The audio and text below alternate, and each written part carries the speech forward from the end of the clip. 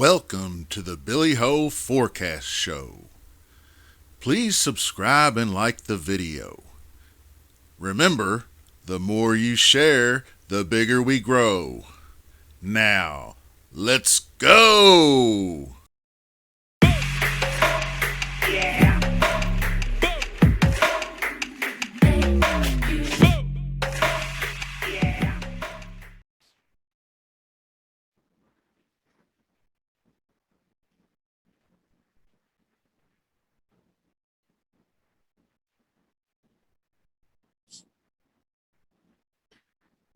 Hello, Billy Ho here.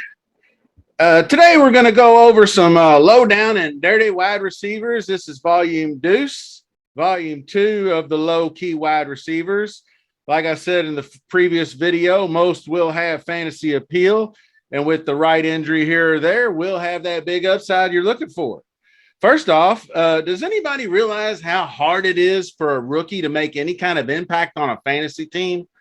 Because if you're not Randy Moss, then, it's pretty tough. Let's put it that way. So, there's a lot of rookies out there that seem to be getting more love than some of these guys that are second and third year guys. And I'll go over that.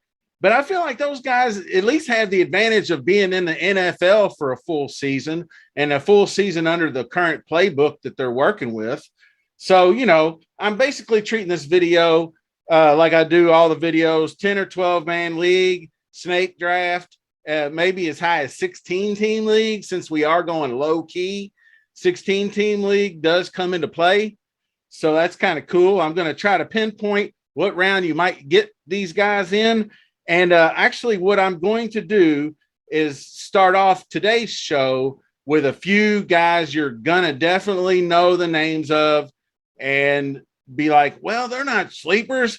Well, you know what? If you look at the picture behind me right here, it does say sleepers, but it also says low key.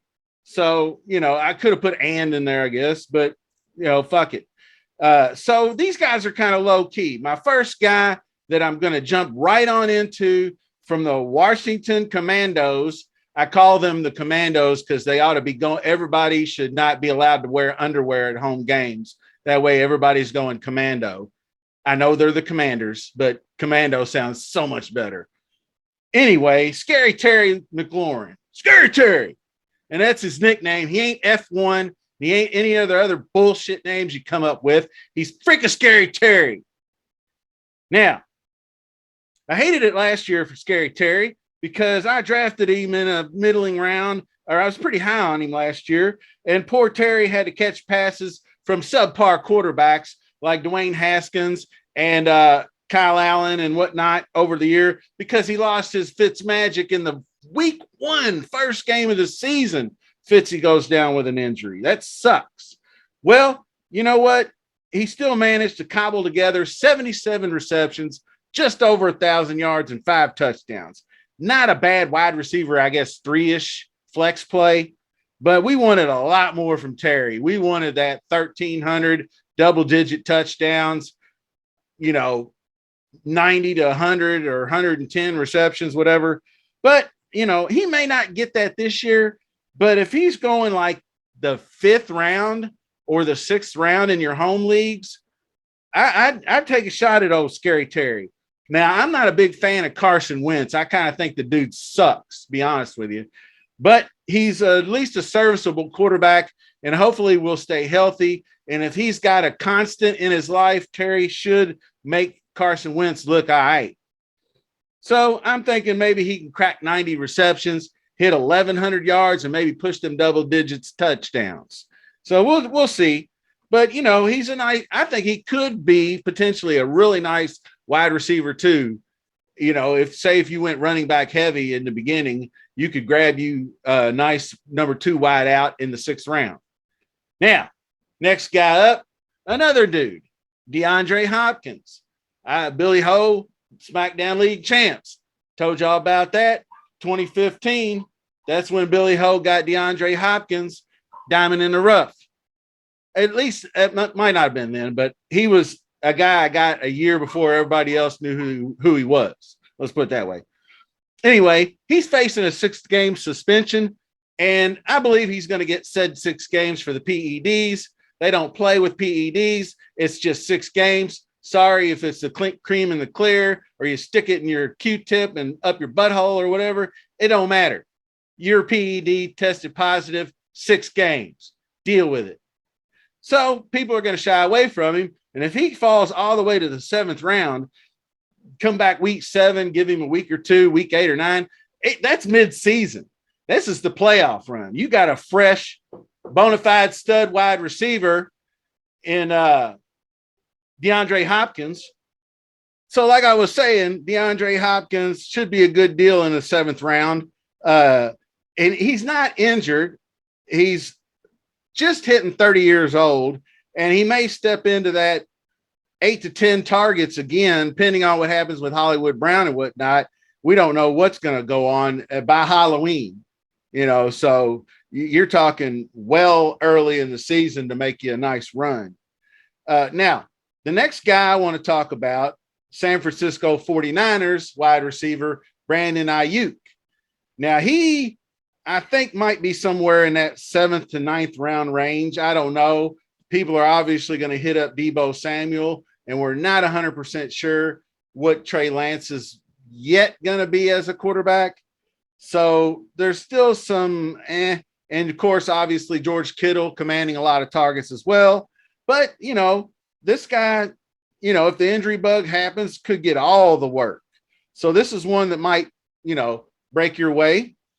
So, he could drive your squad to the playoffs with a low price, maybe say your 4th wide receiver. That wouldn't be bad. Now, next guy up, another dude that's, maybe a bit of a risk, but could pay dividends, is Corey Davis, New York Jets. And he's another veteran guy. Started off with a couple of veterans because I think, maybe he's a guy you could probably get in the 14th round. So we're looking at Davis, maybe only 27 years old. He has an opt-out for 2023. And if he wants to get out of New York or out away from the Jets, he's going to need to be proven his worth, I would think. So, he doesn't have the best of the quarterbacks. The guy's still young, but I think he could command most of the target share, be honest with you. But if he wants a good deal, he better play his ass off. Now, the reports I read said he's dropped a few pounds to increase his speed, so maybe he'll be a little bit faster, more polished, and he is, without a doubt, the most polished veteran wide receiver on that squad. So I like me some Corey Davis. Another veteran, next guy up, Big Game Bobby Trees, Bob Woods, Robert Woods, traded over to Tennessee. And I'm not really super high. I loved him. Actually, I had him last year or the year before. Bob Woods was always just a rock solid receiver, great blocking wide receiver, probably next to Hines Ward back in the day, the best, that I can remember in 20 years. Now, blocking ain't going to catch you passes and score you DK points or win your fantasy leagues. So I think he will. I think he'll actually provide some stability to a very, very young wide receiving core. They've got the receiver from Arkansas, Trey, and then they've got Westbrook, who you'll hear from in a minute. And, they're going to be a run-heavy team anyway, so they're going to have to rely on efficiency over volume. So Bob Woods is a bit of a stretch. If you can grab him in the 10th plus round, then maybe. But if he's going in the 8th round or you see him going lower than that, don't screw with it. Another guy, next one on the list, this is a young buck who was a rookie last year. And like I mentioned at the beginning of the video, he's got a year under his belt, year in the offense, year of learning how to be in the NFL, and a year of what the NFL is like. Nico Collins. He wasn't terrible, but we all know the Texans are going to be losing games, so they should be throwing a lot. Now, Brandon Cooks is obviously going to command all the target share, but I think Nico Collins can be a nice compliment. He is a big target at 6'4", and he has a big catch radius. So he should be a nice big bailout type for Davis Mills, who I think as a rookie last year wasn't terrible. I think maybe takes a step forward, and they're going to unleash him to see what he really is this year. So Collins will also be a nice red zone target. I could see some decent TD upside. I think they might upset or sneak up on a couple of people. You never know. You could do worse in about a 14th or 15th rounder. Long shot, good best ball player, Nico Collins. All right. The next one up, DPJ, Donovan Peoples-Jones, Cleveland Browns. This comes with a caveat, Deshaun Watson. So Deshaun Watson and DPJ are becoming buddies from what I hear. He's actually Peoples-Jones becoming a favorite of Deshaun Watson's during camp. So that's really nice. We should have to wait some games. But the big thing is, if he gets the full-blown 12-game suspension like he might, then you just leave Peoples-Jones for the free agent market. But if he gets away with 4 games or something lesser than that, he's worth a late-round flyer. Put him on your watch list and keep an eye on him. So, if the suspension comes in the double digits for Watson, I wouldn't draft him. But I like Donovan Peoples-Jones. He had a couple of decent games last year. I felt like he should have got more run. So, next, Nick Westbrook-Ikhine. He's a Tennessee Titan, and everybody seems to be sold on that rookie from Arkansas. But like I said, he's a second-year guy. I don't like drafted rookies. It's too hard to produce. And especially with such a run-heavy team, he's going to have to be uber efficient over volume, and rookies not going to be as efficient as they should be. So if he ain't Randy Moss, and last I heard he's not messing with the dude out of Arkansas just yet. So I'm going to take a shot way late on Westbrook-Ikhine, and I'll put him on my free agent radar for the most part. Like in my league, I'm not drafting him. He won't go drafted. But he's a dude to keep an eye on. He had a few good games. He is actually, a dart throw in your best ball drafts.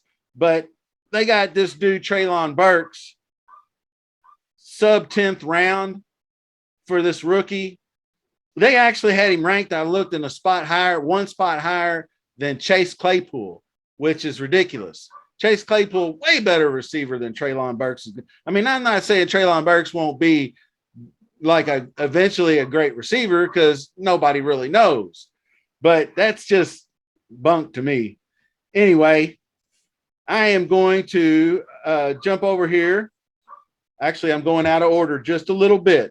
The next guy I want to talk about is George Pickens. I caught on to him a little while ago.